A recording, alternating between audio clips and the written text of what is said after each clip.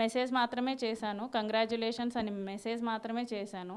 అది ప్రేమాయణం అనుకోవట్లేదు. ఒక forceful involvement in my life అని నేను గట్టిగా చెప్తున్నాను. ఆ ఇన్వాల్వ్మెంట్ స్టార్ట్ చేసింది, ఆ ఫోర్స్ఫుల్ రిలేషన్షిప్లోకి నన్ను లాగింది శ్రీధరే. సో దీనికి శ్రీధర్ కూడా సమాధానం చెప్పాలి చాలా గట్టిగా.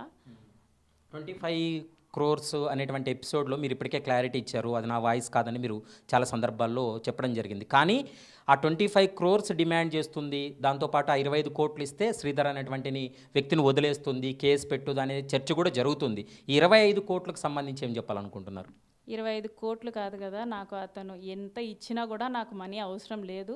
అండ్ నేను 25 కోట్లు అడగలేదు, అడగను కూడా. సో ఈ మనీ అలిగేషన్లో నా మీద ఏదైతే వచ్చిందో ఆ అలిగేషన్ అనేది నేను చాలా గట్టిగా కొట్టిపాడేస్తున్నాను. నేను అడగలేదు, ఆ వాయిస్ కూడా నాది కాదండి. పవన్ కళ్యాణ్ కూడా ఈ ఎపిసోడ్ని క్లోజ్గా మానిటర్ చేస్తున్నాడు. మీ అంశంలో ఏం జరిగిందో రిపోర్ట్ కూడా ఆల్రెడీ తెప్పించుకున్నాడు. మీరు మీడియాలో మాట్లాడినటువంటి అంశాలు కూడా పవన్ కళ్యాణ్ పర్సనల్గా తను ఎంక్వైరీ చేస్తున్నాడు. ఎందుకంటే తన పార్టీకి సంబంధించినటువంటి ఎమ్మెల్యే పైన వచ్చినటువంటి అభియోగాలు.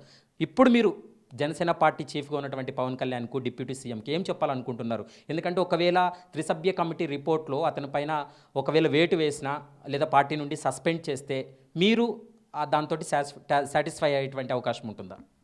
అది ఆ పార్టీ ఇష్టం అండి.